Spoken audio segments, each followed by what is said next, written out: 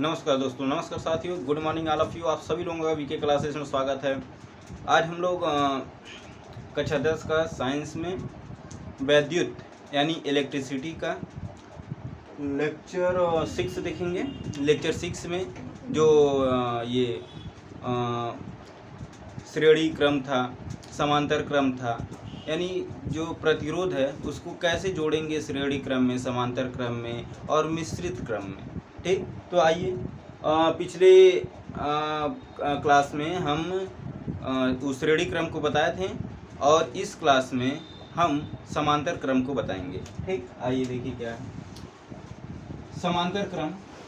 समांतर क्रम इसको बोलते हैं समांतर क्रम संयोजन।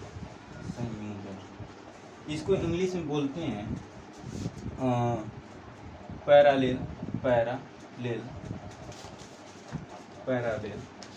ठीक,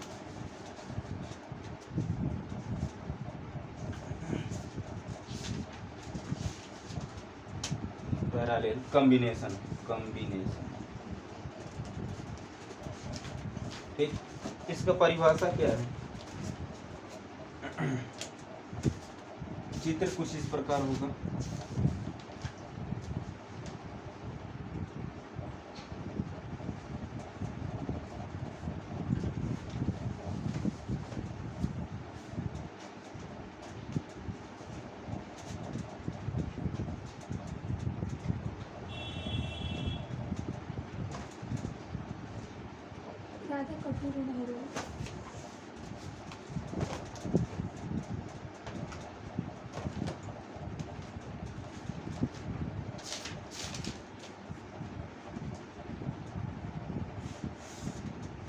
प्लस है, ये माइनस। इसको बैटरी कहते हैं। ठीक, ये R1 है, ये R2 है, ये R3 है। ठीक, अब इसी को देखकर हम लोग परिभाषा को गढ़ेंगे।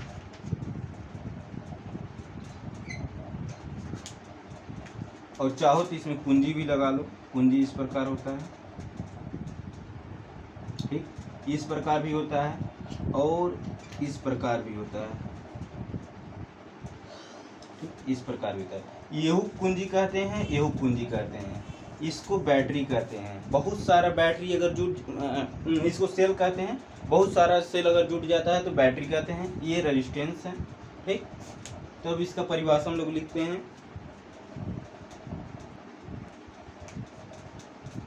फिर लिखोगी इसमें समांतर क्रम में, समांतर क्रम संयोजन में, संयोजन में प्रतिरोध को इस प्रकार जोड़ते हैं, इस प्रकार जोड़ते हैं कि पहले सिरे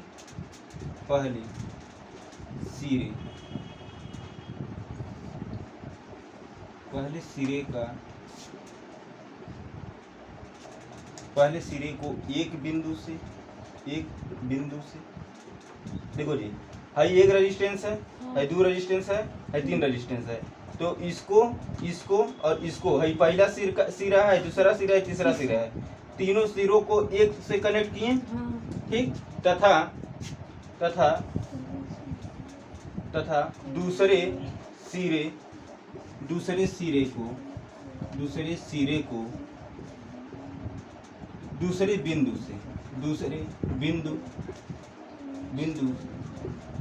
से जोड़ते हैं। ठीक है, देखो यहाँ एक बिंदु से जोड़े। ठीक है, यहाँ दूसरा का बिंदु से जोड़ दिए। ठीक, तो इसी को क्या कहते हैं? समांतर क्रम संयोजन कहते हैं। ठीक, अच्छा, इस देखो श्रेणी क्रम में क्या था? कुछ इस प्रकार था। ठीक, ये श्रेणी क्रम है, ये समांतर क्रम है। ठीक, इसमें R1 है, R2 है, R3 है। ठीक, इसमें क्या होता था कि V1 V2 V3 अलग अलग होता था। लेकिन करंट सब में सेम होता था, ठीक है ना। देखो यहाँ V1 वोल्टेज है, यहाँ V2 वोल्टेज है, यहाँ V3 वोल्टेज है, लेकिन करंट का I ओम है, करंट ओम I है, ओम करंट I है, ठीक। बट इसमें क्या है, इसी का जस्ट उल्टा हो जाएगा।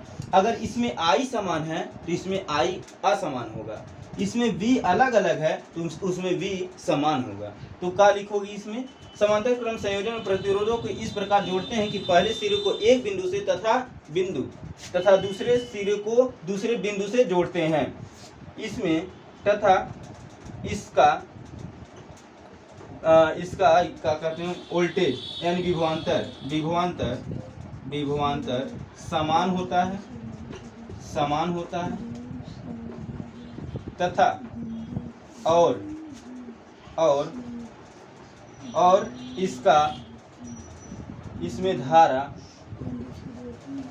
इसमें धारा अलग अलग बहता है, बस। हाँ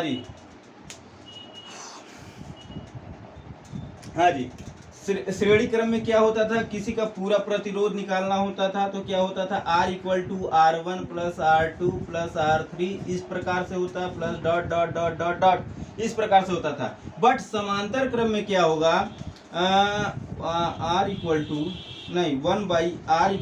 क्या हो जाएगा, 1/R1 + 1/R2 + 1/R3 + 1/R4 फिर plus dot dot dot dot dot, ये फार्मूला होगा। और लास्ट में क्या होगा, R = सब पलट जाएगा, यानी R1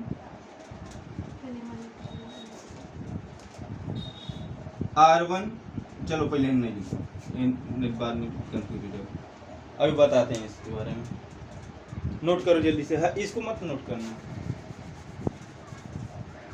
समझ में आया जी फार्मूला एक समांतर क्रम के, ये समांतर क्रम का फार्मूला है। और हाई जोन था R = R1 + R2 + R3 plus dot dot dot dot dot dot dot dot, इसलिए लिखे हैं कि मान लो प्रतिरोध बहुत ज्यादा हो जाए तो उस समय ये R3 R4 R5 R6 R7 हो जाएगा, बट हमें R3 तक लिए हैं तो इसलिए डॉट डॉट कर दिए हैं। तो ये क्या कर रहे हैं, श्रेणी क्रम का है, और है क्या कर रहे हैं, समांतर क्रम का। 1/R = 1/R1 + 1/R2 + 1/R3 + 1/R4 plus dot dot dot dot. तो ये समांतर क्रम का है, ये श्रेणी क्रम का है।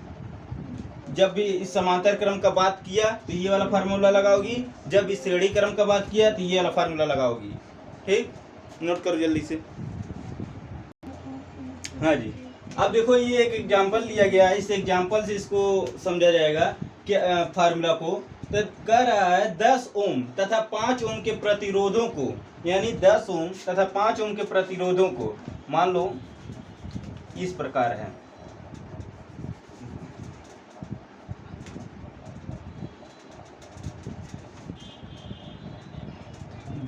R2 है, 10 ओम है, 10 ओम है, कितना है, 5 ओम है, ठीक। कह रहा है 10 ओम तथा 5 ओम के प्रतिरोधों को समांतर क्रम में जोड़ा गया है, समांतर क्रम में है, ठीक है ना। इस संयोजन का मुख्य तुल्य प्रतिरोध ज्ञात कीजिए। तुल्य प्रतिरोध ज्ञात करना है तो क्या होगा, तो 1/R करेंगे = 1/R1 + 1/R2, ठीक। अच्छा, अब देखो क्या है, अब यहाँ तो हम डॉट डॉट लगाएंगे नहीं, कहाँ इसके दुइये ठो प्रतिरोध है हमारे पास, ठीक। 1/R ऐसे ही रहने देंगे, फिर 1/R1 की जगह पर R1 का मान 10 कर देंगे, प्लस 1/R2 की जगह पर R2 का मान 5 कर देंगे, ठीक। उसके बाद क्या करेंगे, उसके बाद 1/R = 10 और 5 का एलसीएम निकालेंगे, 10 और 5 का एलसीएम निकालेंगे तो कितना हो जाएगा, 10 होगा।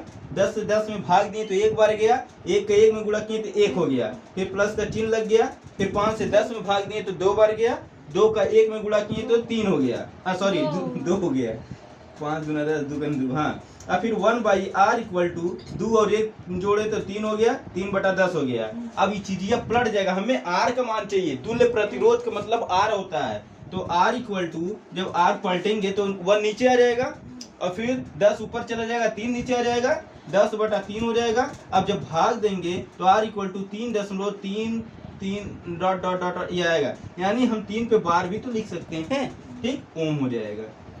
ठीक, समझ में आ गया। एक तरीका और तुम्हें शॉर्टकट में बता दे क्या होगा।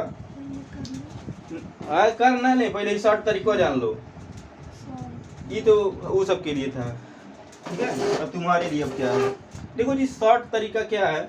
मान लो r इक्वल टू, देखो यहाँ क्या हुआ है कि इसको हम लोग सॉल्व जब किए हैं तो यहाँ r1 r2 मल्टीप्लाई हो गया है, ठीक है ना, r1 r2 मल्टीप्लाई हो गया, ऊपरा का हुआ r2 प्लस r1 जुट गया है, ठीक। तो r इक्वल टू हम डायरेक्ट नहीं कर सकते हैं, r2 प्लस r1 बाई, या फिर r1 प्लस r2 कर दो, बतिया तुह पड़ेगा, ठीक, वैसा कर दिया सीधा, r1 r2 फिर r1 फिर r2, गुणा हो गया, ऊपर प्लस में हो गया।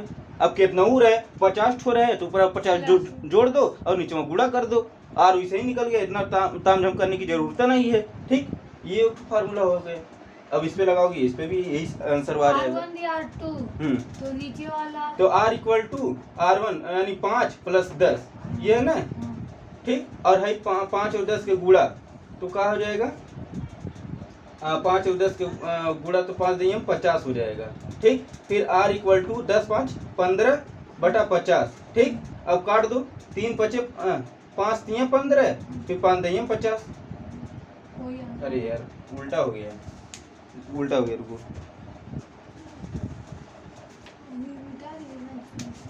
नहीं यार,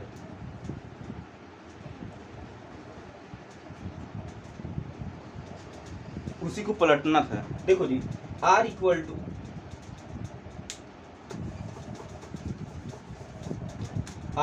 टू r1 इंटू r2 हो जाएगा, और नीचे में r1 प्लस r2 हो जाएगा, कहा पलट गया है ना, देखो पलटा तो हम पलटे नहीं थे, ठीक। अब देखो 5 के 10 में गुणा, या फिर 10 का 5 में गुणा कैसे कर दो, फिर 5 प्लस 10 कर दो, ठीक, फिर क्या हो जाएगा, 10 पचे 50 हो जाएगा, और 5 10 15 हो जाएगा। अब काट दो, 5 तिया 15 5 दही 50, देखो 10 बटा 3 आ गया, ठीक। और r इक्वल टू 3 से 10 में भाग दिए हैं तो 3.3 पे बार आया, ओम हो गया, ठीक, ये शॉर्ट है, ठीक, नोट करो।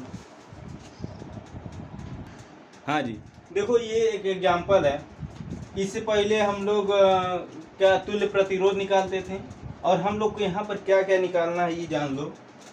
R1 दिया है तुम्हारा कितना, R1 इक्वल टू 5 ओम दिया है, R2 इक्वल टू दिया है कितना 6 ओम दिया है, R3 इक्वल टू कितना दिया है 8 ओम दिया है, ठीक है। अच्छा अब देखो V इक्वल टू दिया है कितना 240 वोल्ट, ठीक। आपका निकालना है I निकालना है, और हम पूछें कि हे में कितना करंट हो जाएगा, हे में कितना करंट हो जाएगा, और इसमें कितना करंट हो जाएगा, यानी बोले तो I1 equal to question mark, I2 equal to question mark and I3 equal to question mark, ठीक। अब देखो सबसे पहले तो हमें क्या निकालना होगा, R निकालना होगा, R equal to question mark. सबसे पहले हम R निकालते हैं, तो R निकालने के लिए हमें वही पुराना वाला फार्मूला अप्लाई करना होगा, 1/r equal to 1/r1 plus 1/r2 plus 1/r3, और लिखने की जरूरत है अनुराधा यहाँ पर R3 के बाद, अच्छा क्यों लिखने की जरूरत नहीं है, बोलो जी रेखा, क्यों लिखने की जरूरत नहीं है, हाँ तो बोलो नहीं है, कहा कि तीनों तो हाँ तीनों ठो रेजिस्टेंस है, तीनों ठो रेजिस्टेंस है ना, और नहीं ना है, जब 2 ठो रहता तो 2 ठो लिखते हैं, 4 ठो रहता तो 4 ठो लिखते हैं, फिलहाल 3 ठो लिखें, ठीक। अब देखो 1/r इक्वल टू 1/, R1 का मान रख दो 5 है, 5 रख दिया, फिर 1/r2 मान रख दो 6 रख दिया, प्लस 1/r3 मान 8 है, 8 रख दिया। अब नीचे 5 6 और 8 का एलसीएम निकालो, 1/r इक्वल टू 5 6 8 का एलसीएम, तो 5 6 8 का एलसीएम निकालो, 5 6 8 के, तो 2 5 हो गया, 2 3 6 2 चौका 8, फिर 2 फिर 5 हो गया, फिर 3 2 9 4, फिर 2 5 हो गया, 3 हो गया 1, फिर 3 5 हो गया, 1 हो गया 1, फिर 5 1 हो गया 1 हो गया 1। अब देखो 2 9 4 हुआ, 4 9 8 8 3 24 24 बचे 120 हो गया, 120 हो गया। अब 5 से 120 में भाग दोगे तो कितना बार जाएगा? 5 5 गुना 10, 2 0 5 20, 24 बार। तो 24 में 1 का गुणा करोगे 24 हो जाएगा, फिर प्लस का चिन्ह लग जाएगा। फिर 6 से 120 में भाग दोगे कितना बार जाएगा? 6 गुना 12, यानी 6 गुना 12 20 बार जाएगा। ठीक है, 20 का 1 में गुणा करोगे 20 हो जाएगा, फिर प्लस का चिन्ह लग जाएगा। फिर 8 से 120 में भाग दोगे कितना बार जाएगा? 8 8 करने 8 और 8 से 12, 8 5 40, 15 बार जाएगा। 15 के 1 में गुणा करोगे 15 हो जाएगा। ठीक, अब देखो क्या होगा। अब देखो 1/r, अब इसको 1/r इक्वल टू, अब इसको जोड़ लो, 5 5 4 9 9 हो गया। फिर क्या हुआ? 2 2 4 4 1 5, 59 हो गया, 59/120 हो गया। ठीक, अब पलट दो, r इक्वल टू 120 बटा 59 हो गया। अब देखो r इक्वल टू 59 से 120 में भाग दे दो, कितना आएगा? 59 से 120 में भाग दोगी तो 2 9 18 के 8 हासिल है, 2 10 10 10 की 11, तब वो कम हो नहीं। ठीक है, 2 9 18 का 8 हासिल है 1, 2 10 की 11, फिर 10 में 60 गया, 2 2 में से गया 1, फिर वो चीजें, फिर ये 0 लगाएंगे, फिर ये दशमलव लगाएंगे, फिर उतना ही आएगा, यानी बार बार वही आता जाएगा। यानी 2.2 पे बार कर सकते हैं या फिर 2.3 कर सकते हैं। ठीक है ना, तो 2.3 कर देते हैं। ठीक, ये ओम हो गया। ठीक, अरे यार राउंड ऑफ कर लो ना। ऐसी मान लो आगमा बम मान लो हम रखेंगे तो क्या करेंगे? या तो 2.1 रखो या 2.3 रखो। ठीक,